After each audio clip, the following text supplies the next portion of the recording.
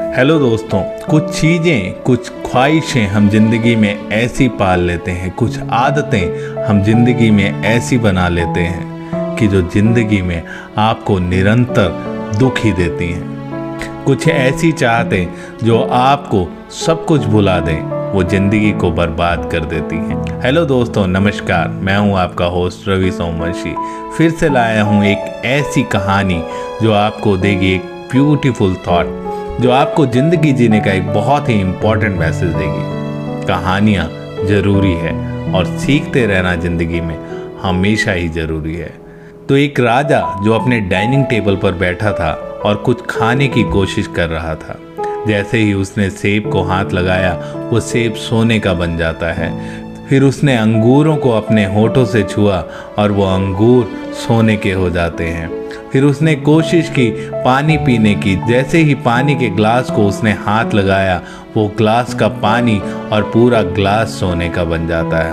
वो परेशान था, भूख से व्याकुल था, वो कुछ खाना चाहता था पर हर चीज़ सोना बनती जा रही थी। सोना तो वो नहीं खा सकता था। वो हैरान परेशान डाइनिंग टेबल पर बैठा ही था, अपनी किस्मत को कोस ही रहा था। तभी उसकी छोटी सी बेटी दौड़ी दौड़ी उसकी तरफ आती है और अचानक से उसकी गोद में बैठ जाती है और जैसे ही उसको टच करती है वो लड़की भी सोने की बन जाती है। अब वो आदमी फूट फूट कर रोने लग जाता है। उसको एहसास होता है कि ये मैंने क्या मांग लिया किस्मत से। एक रात पहले की बात थी जब रात को उसको एक सपना आता है जिसमें एक देवता प्रकट होते हैं कि क्या चाहिए तुम्हें। तो उस आदमी को सोने का बहुत लोभ था। उसने अपनी पूरी दौलत को सोने के रूप में बदलकर अपने खजाने में इकट्ठा कर रखा था और रोज ही और सोना और ज़्यादा सोना जमा करने के लिए परेशान रहता था। उसका ये पागलपन इतनी हद तक बढ़ गया कि जब रात को उसको देवता ने पूछा कि उसे क्या वरदान चाहिए, तो उसने ये वरदान मांगा कि जिस भी चीज़ को मैं छूऊं वो सोने की हो जाए।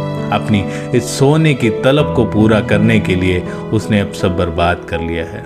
वो उसी डाइनिंग टेबल पर बैठा अपने सोने की बेटी को अपनी गोद में लिए अपनी किस्मत को कोस रहा था, रो रहा था और फरियाद कर रहा था उस देवदूत से मिलने की। देवदूत को उसकी हालत पर तरस आता है और फिर से प्रकट होते हैं और उसको एहसास करवाते हैं कि क्या गलती थी उसकी। उसे अपनी गलती का एहसास था। कुछ आदतें अगर हद से ज़्यादा बढ़ जाएं तो वो आदमी को बर्बाद कर देती हैं।